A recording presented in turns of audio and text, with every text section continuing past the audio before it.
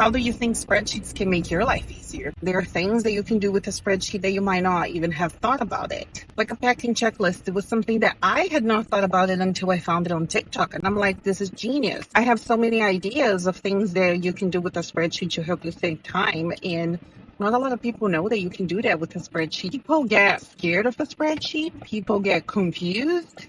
They get a bad rap because people don't get enough support with them. So that's why I decided to start Everyday Spreadsheet. I am a very big proponent of self-care and spending time with the people you love. Little puppies, they are my kids, they are my babies.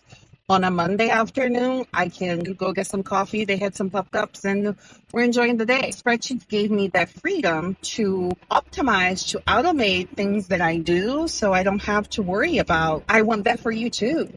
If there's something that you think it's a chore in your life, or if you're scared of spreadsheets, please don't be.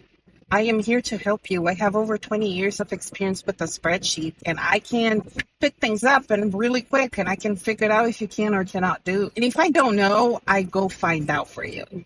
So how do you think spreadsheets can make your life easier? Let me know in the comment section below.